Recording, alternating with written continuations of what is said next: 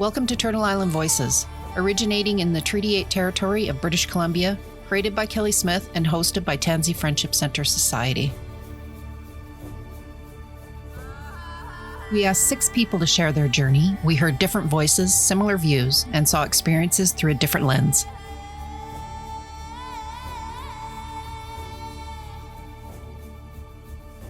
Welcome, Art. Thank you very much for participating and being part of our team today. It was so nice to hear your voice again and so all the success that you're having.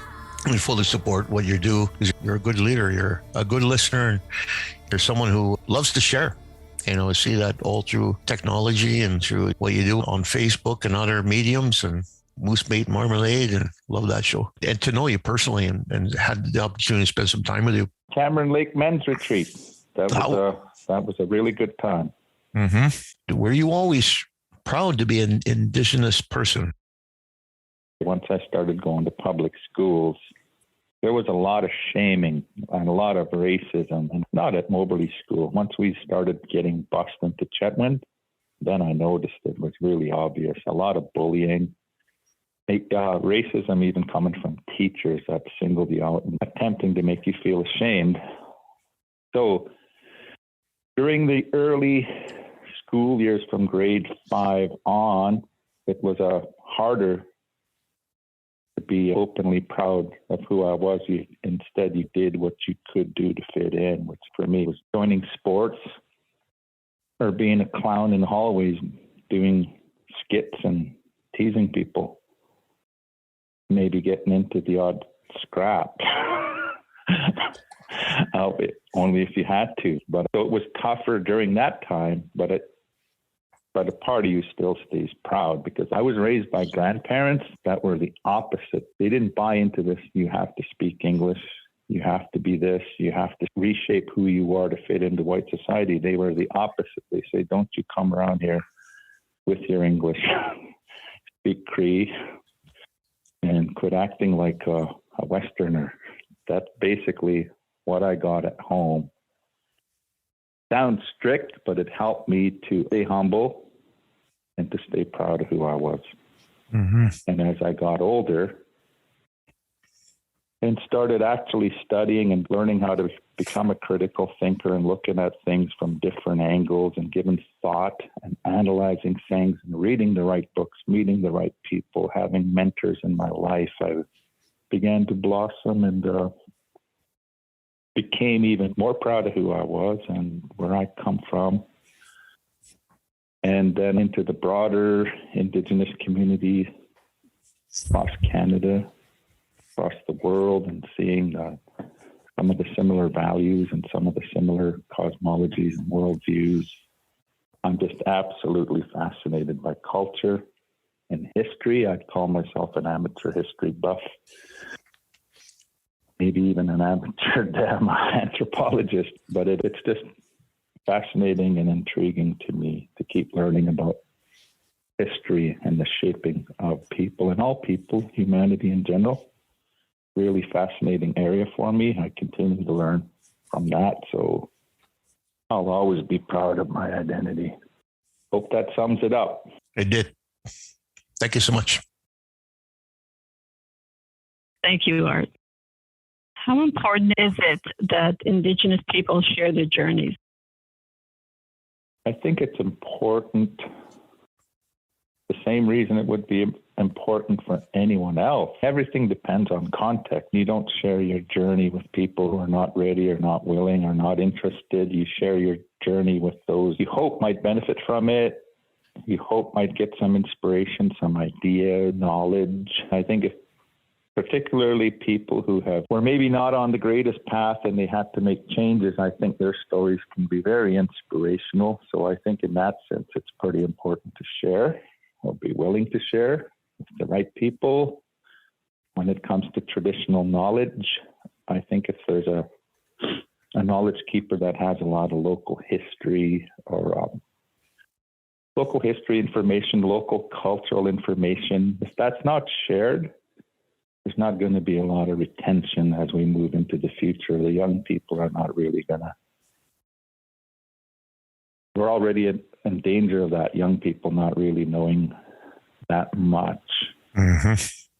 Because some people hoard that information, and also there's protocols that have to be adhered to sometimes before that information can be shared. So also the people seeking that have to know these things, but it is important to be able to preserve our culture. We have to share it and share our stories. Thanks, Art. It's hard when we have a lineup of questions. With some guests, it works really well, and other guests, it doesn't work at all. If something pops up you guys want to ask, just feel free to add it. Mm-hmm. Yeah. We're all new at podcasting, including myself. And the intention of the podcast was to have conversations happen organically. So when we ask you a question, have you always been proud to be Indigenous? You answered so many of our other questions. So to say, was there any time in your journey that there was a catalyst for change in your life? It may not necessarily reflect on whether you were proud to be Indigenous or not. But let's see if I can reframe that question anyways. Is there any part of your journey that had you shifting in a different direction, or it made you become who you are today? Turning points. I had a few. Like I left home at 17. I already knew how to do my own laundry and cooking and everything when I was 17. Because we grew up doing all of those chores. I didn't really have sisters my age. I had aunts that were older, so I grew up calling them sisters.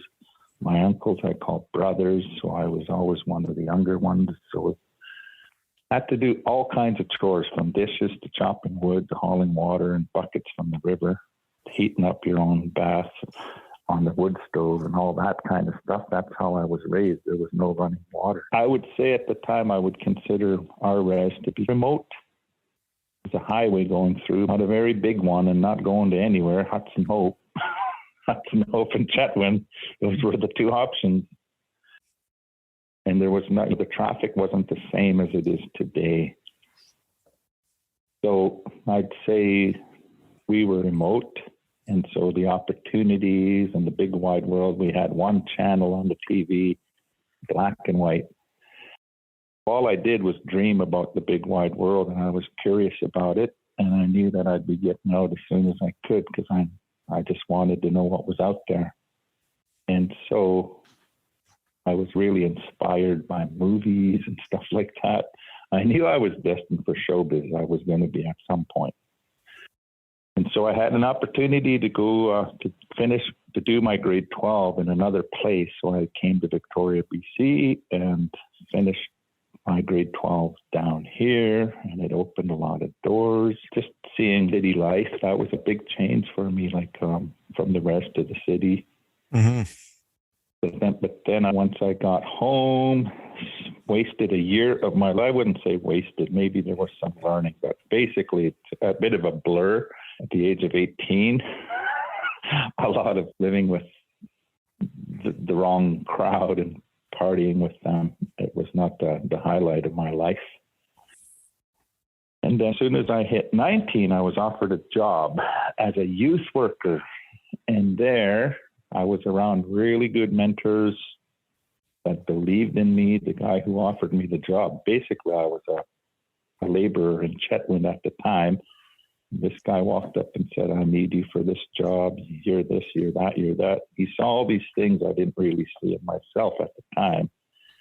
But we really need someone like you with your leadership. You can be a role model, blah, blah. You got all the skills. I was thinking, you think so? So I did it. And in that program, it's like it's built in. You either grow or you're out of there, because you're expecting that from the students. So all of a sudden, I had to pull up my socks. I had to start exercising, because there was so much exercise. There was a running program, a wrestling program. There was an outdoor education program where we hiked a lot and built cabins in the mountains. So I had to whip myself into shape, and I lost 40 pounds and started dressing nice, because we were part of the high school, and I was kind of like a teacher. And so I shared the staff room with them and the whole damn bit. So couldn't be the delinquent that I was anymore. And I had all these mentors that were helping me. And basically, I continued to have a lot of questions about life and how things work in this world. I've always been curious about that. And so these guys were really good teachers, and I could see there's different ways of seeing the world and what the only way that I was exposed to. So that was a real turning point for me. That job helped me to start slowly believing in myself and in my abilities, and it served as a springboard. Other jobs, and each job that I took after that, I used that as a springboard. I'd gather as much information as I could. So my skills became really diverse, and I was able to use previous experience, leading them into new experiences. So that's how I've been operating my whole life. There were other turning points. I'd say another really important one was when I decided to opt the party life. It was always only a weekend thing for me anyway. I still held jobs and everything. Thing is, it started taking a toll because it'd be maybe showing up maybe with a slight hangover on Monday and doing things that I'm not proud of while I was under the influence. And I was working for a college in a pretty prestigious position, and I decided, supposed to be a family guy and I'm supposed to be a professional. So I just decided to quit all that and went to treatment program, a couple of them. I went to certain 12-step meetings. So I just felt like a bit of a cleansing. This was really early. Some people call it recovery or healing path. I don't know. I'm not that much into labels. I just call it life. And from there, it slowly led me back to traditional ceremonies. I started going back to sweats.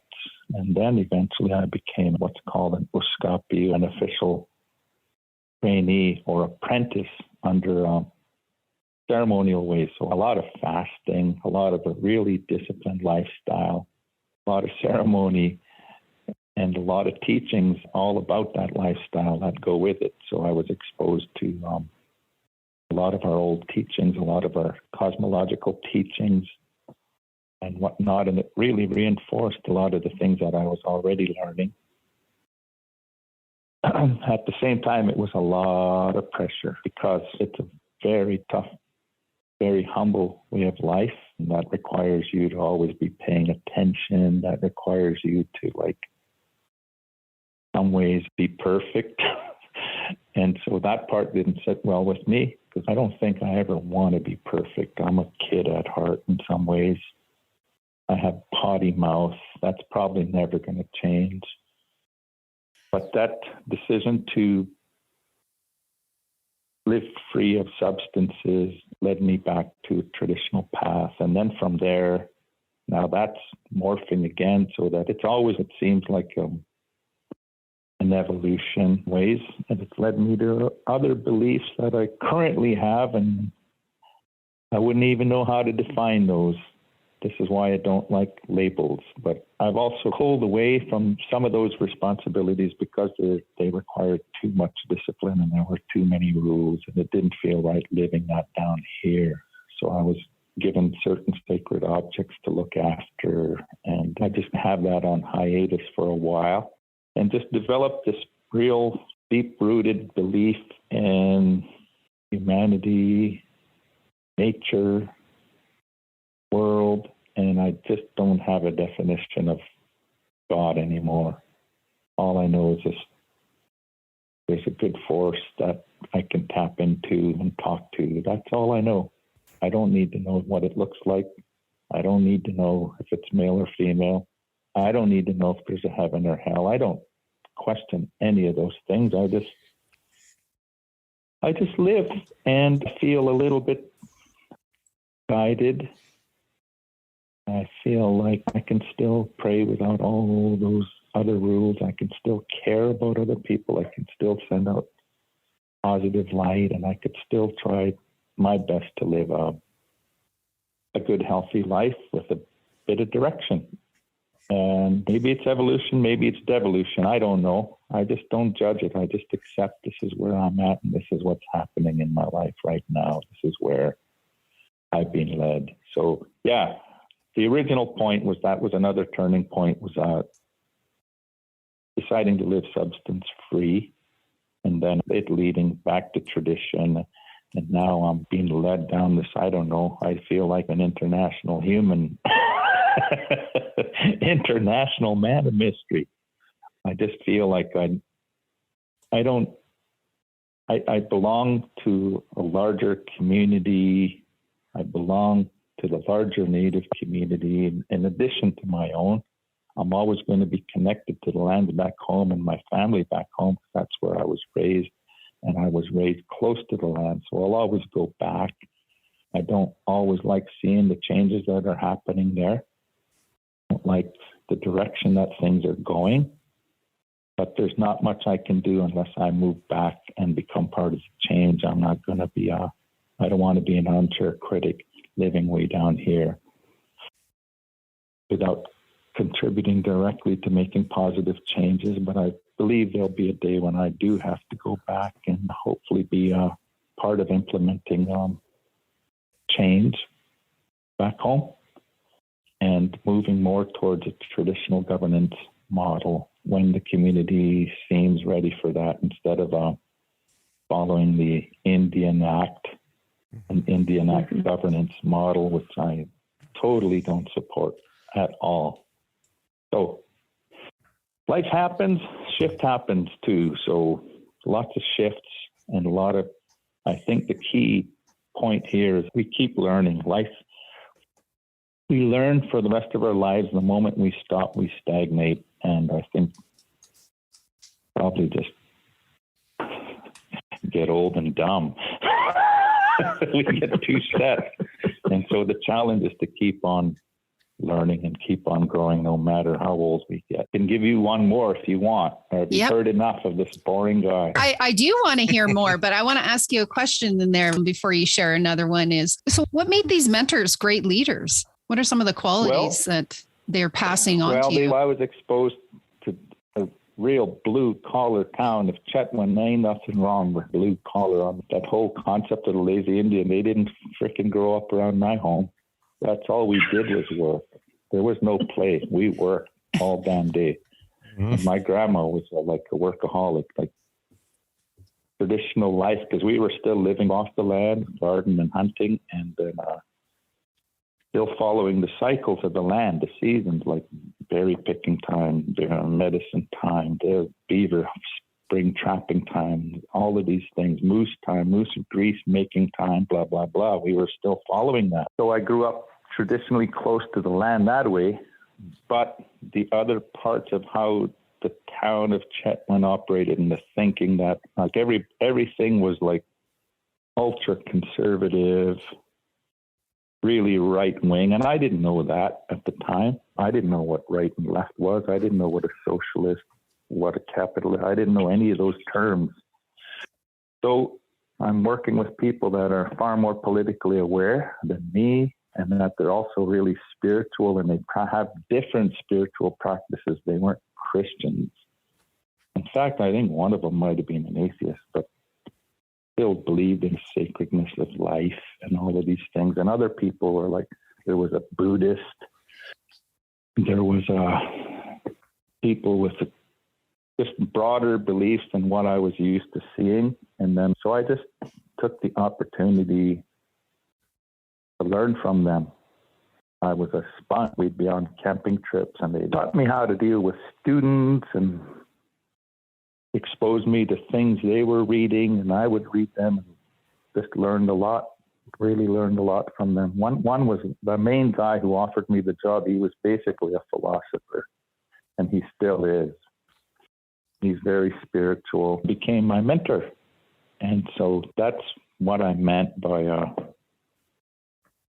being exposed to new ideas. It was just different ways of looking at the world, and it broadened my narrow perceptions at the time. Does that answer that? Yep. Yeah. You had these great mentors around you, and your one mentor in particular that offered you a job really set you on a specific path. Did you ever feel a disconnect to your friends or family, the people that weren't on the same path as you? No, because I never saw myself as any better than them. I Right. just saw myself as different. And I was different, and I was treated different. I didn't tell you that because I was shy and I was polite, maybe. And I wasn't aggressive. I wasn't like macho. I wasn't an alpha male. And I don't know. There seems to be a lot of alpha males around there when I was growing up. And I just, hey, I'm happy to take a back seat. I'm not going to argue with people. And yeah, it was nice to be exposed to just new realities. And yeah, I just continued to search those things out as after I left that job at maybe 20 years old. I continued to look for new things to learn about. A sponge. Yeah, a sponge. As far as the people that I was raised with, some of them died. Some of them died young. Mm-hmm. Some of them, a lot of them quit school. I continued on because I knew how to do enough to get by, just to pass, but the school was my social scene, so it was important to me that way. And then once I joined sports, it gave me another thing to hang on to. So I always did just enough to pass. I was there to socialize, basically. I admit that. And to get better at sports. I wasn't really thinking of careers or college that much. In fact, I went to a guidance counselor once, and he said, I don't think you could make it into college. You should consider the Army. That's the kind of advice I got from that school. But I would see my friends that dropped out. I still was there. I didn't see myself as doing better. I believe in there's different ways of intelligence, different types of intelligence. These guys, one of them in particular, he could take apart a car and put it back together. I could never do that. Other people were good with their hands, were good with their art, were good. Even though they quit school, they were doing things I'd never be capable of doing. So they were smarter in a different way. And I just think the school system failed them. They don't fail the school. The school system fails them because they don't understand that there are different ways of learning, especially for our people. We learn in different ways. And yeah, I stayed friends with all of those people, and right up to the present time, I'm friends with those who are still alive. A lot of them have died. In fact, one of them just recently died. Yep. Yeah, I stayed buddies with my childhood friends. Of course, somebody really chooses a path of addictions. Mm-hmm. You can only get so close, not for fear that I'll fall. I'm not afraid of that. It's for, they become so engrossed in that lifestyle that they actually don't have much time for you anymore. Yeah, no, it's almost like a death when you lose somebody to addiction. Yeah. I didn't bar myself from any of those friends. You've never lost that connection to your people. You've never lost connection to who you are as a person and being connected to the land and to the people. And what do we have to do to help support our men and to help them to become healthier in our communities? I don't have the answers for that. I know that it's needed. I don't know how to go about promoting that because the men themselves have to be the ones that want to make those changes, and we can't force it on people. You just have to make it attractive for them somehow. I'm not sure what the answer is other than offering workshops that combat things like toxic attitudes and toxic masculinity. They become popular terms now, but it's a very real thing. Our attitudes toward women and manhood and fatherhood, those are the things that we need to talk about more openly and more honestly.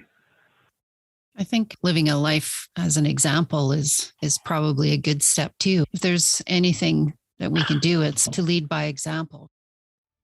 Hey listeners, this is your host, Kelly Smith. If you're interested in joining an advisory committee that provides constructive criticism, feedback, and ideas for the content of Turtle Island Voices, we'd love to hear from you. Visit us at turtleislandvoices.ca/advise to learn more. So, regarding cultural awareness, what do you see as a uphill battle? When it comes to cultural awareness? Yeah. I think when the will is there, it will happen. I just don't think there's been a will. People go to cultural awareness workshops as part of Pro-D or something. If there's an option, they'll avoid it. And if it's mandatory, they'll complain. Just like in the school curriculums, a lot of these things are electives or they're little sideshows. I think First Nations 101, the whole history, the whole thing, not just residential schools, but the entire process of colonization, which includes aspects of genocide, attempted genocide, all of that has to be a mandatory part of the curriculum. And I know a lot of society they're not into that. In the States, they're even banning books that only mildly touch on that because they don't want the real history. They don't want kids learning the real history. So I imagine there'd be some of that here. But when that attitude changes, because I think people are fragile about it, right. That attitude changes, and then I think it can blossom. Right. Problem, I don't think, is with our people needing to promote it. It's people actually wanting to hear it and seeing how they can benefit from it too. Because I think everyone benefits from it, not just our people. I agree. A lot of Canadians actually don't know much about their own history. That's right. For sure. There was a lot of shock with the 215, the Kamloops Indian Band releasing their findings of the 215 unmarked graves. There was a lot of people around me directly that had no idea. I think we have maybe some momentum here. Would you agree? Yeah, but if you talk to Native people, none of us seem shocked. We already knew it existed. We already knew this stuff was going on because we have our oral history that's been telling us these things went on. Right. So none of us were really shocked. The thing is, people tend to forget easily. So after that initial shock, if it's forgotten or doesn't lead to any changes or action, that initial shock meant nothing. Right. Yeah. Starts to fall flat. Mm-hmm. Yeah, Ivan had said something earlier. Why does it always take shock therapy to wake people up? And I don't really have an answer for that. Thank you, Art. You've answered quite a few or covered quite a bit of the raising awareness piece in this questionnaire. But I want to ask this. So what would you say to the Indigenous person who has no interest in learning about their culture? Probably wouldn't associate with such a lost soul. No, I guess it depends on the individual because everyone's different, right? They have their own different reasons. Some were shamed, some were disconnected. They weren't raised on the res, or they've never really been participating with their community or on the traditional territory. They just grew up in non-native society, or they grew up there and had bad experiences and left and never wanted to come back. It depends on the individual. We all have different stories and different reasons for not wanting to know more. But my job is not to convince anyone to come back. My role, I think, is to keep living my talk, and a lot of it is walking in two worlds, learning to navigate through both and never having to be stuck, because I'm so lucky. I think my culture is beautiful. I think it's profound.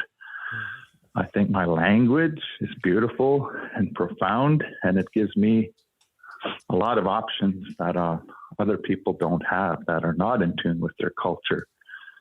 There are intrinsic benefits to knowing about your identity. There are intrinsic benefits to being proud of your identity.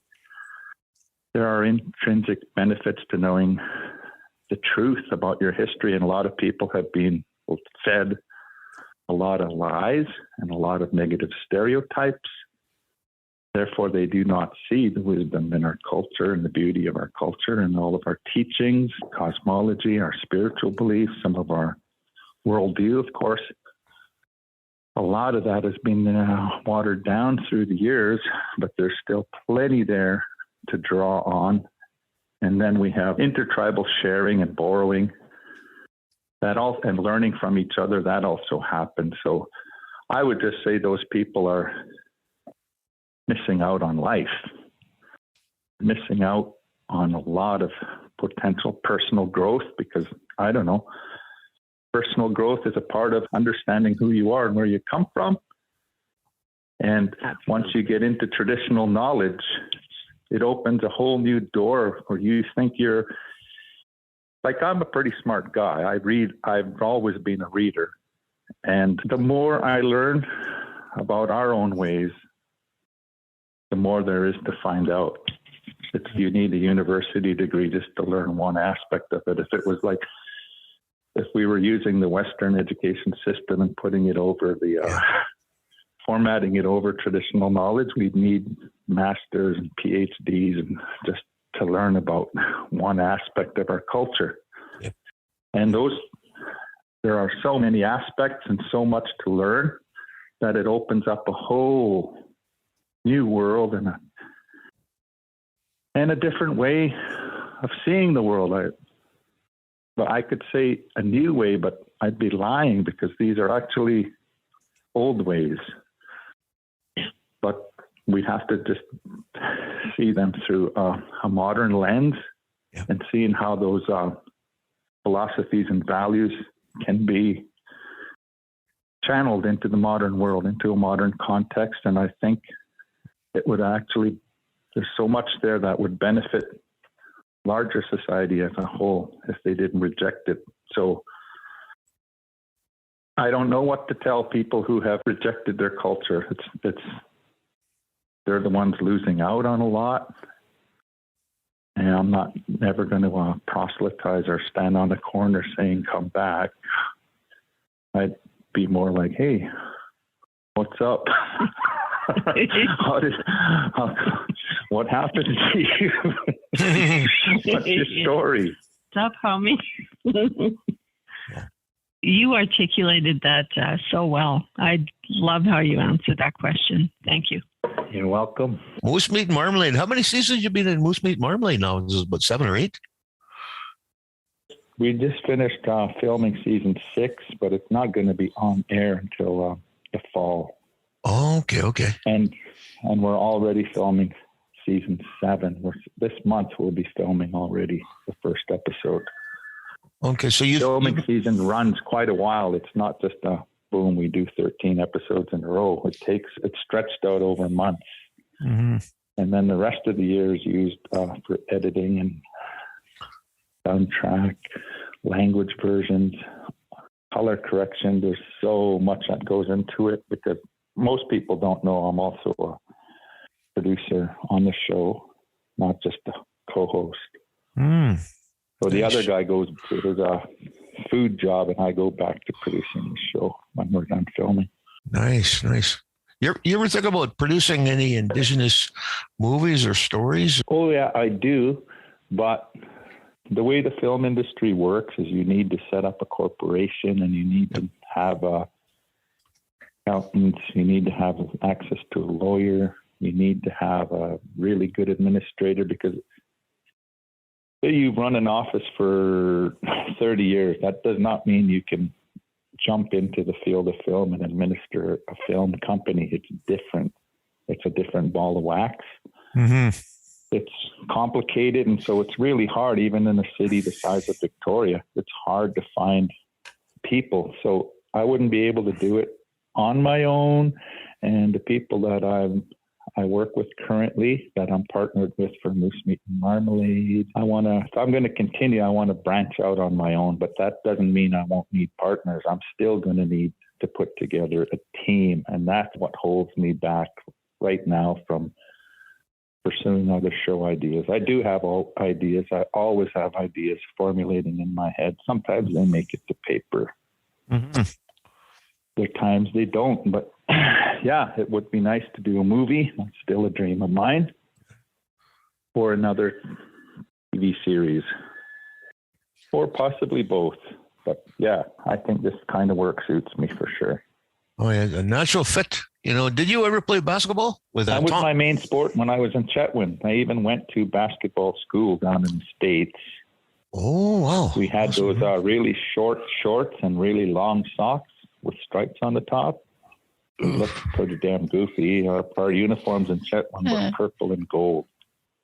That picture for your bio for the website, Art? Yeah, it looked cute with those big long socks. You know what? I don't have any of those Chetwynd yearbooks. All I have is one Victoria one somewhere and stacked away. But yeah, for sure, you'd see me there in my basketball uniform. My spouse has got a whole bunch of those yearbooks. I'll be flipping through them now and seeing if I can find you in your basketball uniform. You were a Cavalier? A Chetwynd Cavalier? Catholic? No, a Chetwynd Cavalier. Yeah, I was a Cavalier. Yeah. We were bad. We were so bad, even the seniors in grade 11, we had to play against junior high teams like Burt Bowes and Central and Dawson and Fort St. John. That's how bad we were. They put us against younger kids. But I made the basketball down here, which is the top in BC. I don't know what they call it. It's AAA. These are the kids that get drafted to go by colleges and whatnot. So I did make the team down here. But I got kicked off for booting a kid, booting a teammate for racial slurs he continued to make. So I got recruited immediately by the rugby coach because he liked that idea. We need that ruggedness. Let's get this kid. There's room to defend yourself on a rugby team, huh? Yeah, right. Yeah. So, Art, what does cultural and historical awareness look like in 5 years from now? How it looks today is different than what it looked like 20 years ago. What direction are we headed in? A good direction? Well, I don't know. I don't know how different it looks today than 30 years ago. You mean just the fact that there's more awareness now? Yes. Yeah. Oh, I see. Guy has to have hope, right? So I believe this day sometimes it's hard to have hope. I see the world like in many ways falling apart. There's some big divisions. There's almost like a civil war brewing down south of the border, not just between Democrats and Republicans, but amongst the Republicans themselves. There's a big rift. And a lot of people are, I think, in some ways more closed than ever. Yep. But in a way, it's also a good thing because I think the underbelly is being exposed. The underbelly of society is being exposed, and people can no longer pretend about it. Some people are being very open about their bigotry and whatnot. And I think this gives people a chance to work with those who want to learn. And hopefully those divisions are going to hit a point where there's some rational thought and discussions that will bring about some healing. But right now, things are tearing apart. And we got to be just strong enough to get through it. And all I do is live my life and contribute in the small ways that I can using the gifts that I have. Hang out more with these days because I don't know if the clock's ticking. Yep. I am getting older now. And so I want to, whatever years I have left, I want to be able to have some peace. So I, more than ever, don't want to be around negativity. I don't want to explain myself. I don't want to waste my time educating people who don't want to hear, that were never open to begin with.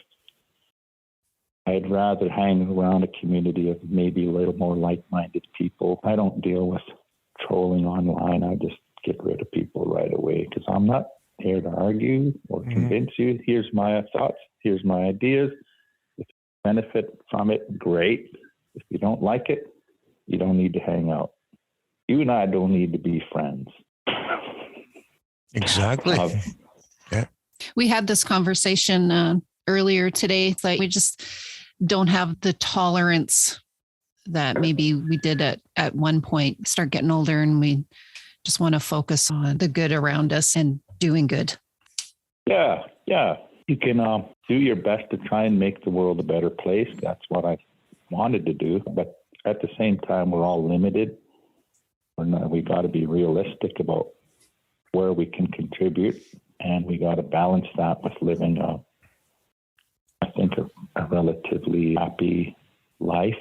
And if we spend all our time angry and complaining because the world is not the way we want it to be, that's just the less time we have actually enjoying life. Yeah. I'm more into enjoyment these days.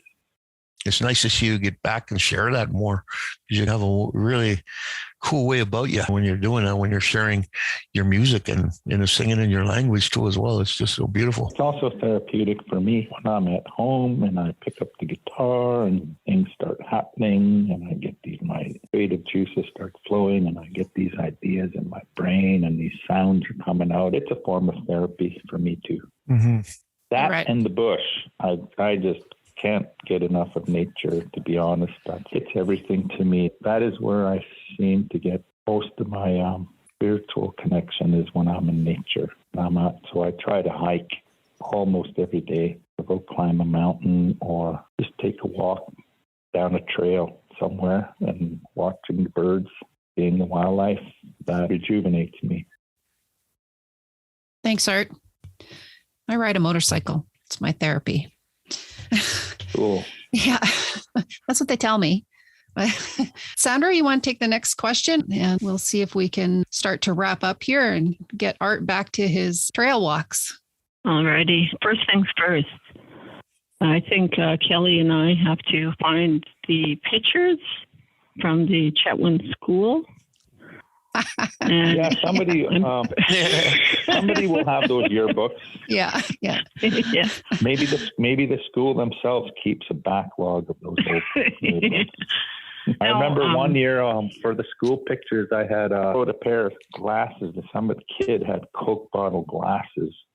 I was in line to get their pictures taken, and I borrowed them, and then I buttoned my shirt up to the last button and split my hair and made a goofy face when they took the photo. So I was already that kind of kid back then. I'd like to find that photo. I do have access to a few yearbooks, so you tell me which years I should be looking. And it would be the only one that I'd have glasses in, probably grade 9 or something. I'll take a look. Sandra's not going to let me not look now. I remember seeing a picture of you with those high socks, and my brother Poco used to bug him all the time. And Jermaine had those the socks pulled up almost to their knees and the short shorts and the belly shirts, those standard uniforms. Yeah, just like that 70s show. Yeah. They'd walk around with the big cassette player on their shoulders. Remember Poco and Jermaine would walk down to the lake with the big cassette player or whatever it was back then. Ghetto Blaster. Yeah, one of those things. Obviously, I don't listen to them anymore. But yeah, you've taken me down memory lane, that's for sure. In closing, I want to ask, what is something everyone is thinking and nobody is saying regarding truth and reconciliation?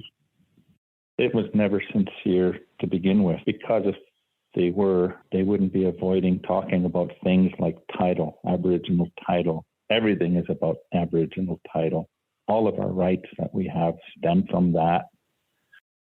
It's title that has the legal authority to stop things like pipelines from going into sacred areas and whatnot. It's title that gives us treaty rights. It's title that gives us Aboriginal rights. And I think it's the biggest potential legal threat to federal and provincial governments. So a lot of their programs are aimed at watering down title. That's the elephant no one wants to talk about, because reconciliation means assimilation. That's what the government actually means by it. They're happy with the natives who buy into that. They're not really happy with natives who see through that, and that's not what they want. They want to talk about title, and they want to talk about self-determination. They want to talk about sovereignty. They want to talk about shared power. They want to talk about co-management of the territory and co-management of resources. But that gets discouraged, and instead we get offered like municipal style approach to self-government, and which is like delegated. It's not based on inherent rights and responsibilities as we have of stewards of our territories. It's not a recognition that we have our own laws and that some of them are still in place, and people still have certain obligations and responsibilities to their territories. If we were able to implement those, we'd probably get arrested for it, as you saw in Wet'suwet'en territory. That's exactly what happened. There was overkill. They brought in troops. Not like Wet'suwet'en people were a physical threat. They weren't threatening violence. They weren't armed. They were peacefully being in the way, being a nuisance. So there are definitely all kinds of double standards all around us, because other people are, when they have a protest, you don't see them being interfered with. It's only our people, it seems.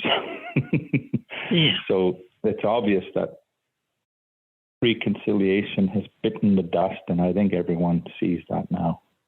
But in the beginning, there was certainly a lot of hope, because it sounded good. It sounded like maybe this is the time there'll be some sincerity, but no. This society is not ready for sincerity and some hard truths, and those hard discussions are something that has to take place in order for there to be real reconciliation. Well, Does that thank answer you. your question? Oh, absolutely. I have to say, every time we ask this question, I learn something from every guest that we've had. And I enjoy that. I'm 60 years old now, and I'm still a sponge, and thank you. The other thing about reconciliation is there's an implication in there that we have something to reconcile about. We didn't do anything. We were actually the victims. After everything that happened to us through the various violent acts of colonization, from residential schools to the banning of ceremonies to needing a pass to get off the res, to banning us from hiring lawyers. A lot of people don't even actually know about these atrocities. And that the residential school process was only one aspect of forced Christianization. There was a lot of shaming and ostracizing of spiritual leaders and ceremonies. A lot of them had to go underground. We weren't allowed to vote until 61 or 62. We weren't allowed in drinking establishments until 63 or 64. A lot of these things, that was in my lifetime. That's not ancient history. That's pretty recent. The bounty on certain tribes' heads out in Eastern Canada, the killing off of the buffalo, these things go on and on. So I'd say that we don't really have a lot to reconcile about. It's Canadian society. The whole need for reconciliation was created by their mistakes. There's a book every Canadian needs to read. It's called 21 Things You May Not Know About the Indian Act by Bob Joseph. And it touches on those things that you mentioned, Art. A lot of Canadians think it's just about the residential school system. And as you pointed out, it's not. And this book points out actually everything that you had said about having to have a pass to get off the reserve and not being allowed to hire lawyers. That's all in this book as well. Yeah, and the Indian agents that were posted in each community or each region, they ruled with an iron fist, and they were given the full authority to rule that way. So basically, they were there to enforce a municipal-style government. And so that's when chiefs and councils first started playing into this game, and they were trying to appease those old Indian agents who, they had, a lot of them were really corrupt and really cruel. And so this is when we started losing our own traditional practices of governance, which was based on natural leadership or else hereditary leadership in some regions. And then it became a popularity contest, and it became who could play this game most tactfully. And it just led to a lot of dirty politics because it's just really not our own system. And I don't think it'll ever be right until we start returning to our own systems of governance. Thank you, Art. Just like all the other podcasts, everybody makes me cry. And you have too. I thought I was going to get away with not shedding a tear or two. And we were just about down to the last question. And there I went. I had to go and dry my eyes and blow my nose. So for our listeners, can you share a parting message? I don't really feel I'm in a position to give anyone else advice. So maybe if you're more specific, or maybe if you lead me in, then it'll be easier. Okay. I guess one of the reasons why we pulled together and wanted to do this podcast was to raise awareness and have other people share their journey and different aspects of their life. You touched on this early on about how sharing our journey is powerful, especially for the generations after. Those were my words. I know you said something else. But with that theory then, or with that way of thinking, would there be a parting message that you would hope would inspire listeners to maybe explore learning, or maybe even find ways of learning about their own culture or Indigenous culture? Yeah, I think with our communities there, Soto, West Moberly, we have lost a lot of our elders that had knowledge. So we got like junior elders, and maybe we have an elder that's probably their window is really closing, and it's hard to set up time to spend with them. And if everyone did, she'd probably get worn out anyway. That's our oldest elder on our reserve. And other than that, I think a lot of elders that really had that knowledge are gone now, so that it puts us in a much tougher place. So it's us middle-aged people that have to learn as much as we can and be willing to teach as much as we can. Otherwise, the young people are not going to have any of that. I remember the elders, even when I was a kid, they used to say it. We are, in Cree, they'd say, "Ikitamaxia," we are pitiful. We are pitiful compared to the knowledge that our grandparents and our parents had. We are just pitiful. And here I used to think, holy shit, they know everything about everything. They knew so much. They knew how to track. They knew the patterns and habits of animals. And those elders are gone now. So I didn't get to spend as much time as I should have learning from them, because I sought a formal education and I left the community, even though I always went back. I could never stay away from my community. I always went back. Each time I went back, there'd be an elder gone, and including my own grandpa. I was away in college when he died. And though it's harder now, we don't have those people to learn from, so we now have that responsibility to be willing to be the new elders. So we have to pull up our socks and learn where we can, and we have to be willing to research And I would encourage the young people back home to have open minds, to continue to seek out that knowledge, to continue to find connection to the land, to learn about things like colonization. It's become a real thing in the world of academia. It's really discussed in many circles. And also to learn about important things like food security, food sovereignty, traditional governance. Become interested in that, find the right books, because there are a lot of really good books out there. Take that interest in doing real research, not YouTube research, but read some good books and find some mentors and start having discussion groups. So you don't need Chief and Council's permission to sit down and meet and talk about decolonization processes, even if they find it a threat, because some will.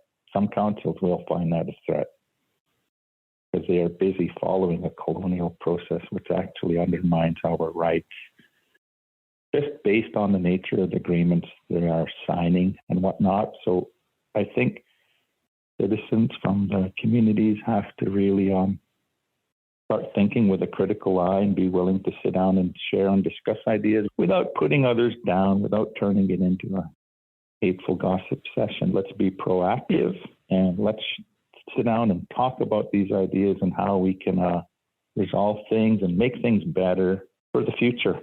That's a tall order, but that's what has to happen. I think it's time for people to get together and have real dialogue. I find the kitchen table talks in people's homes, that's when people are free to talk.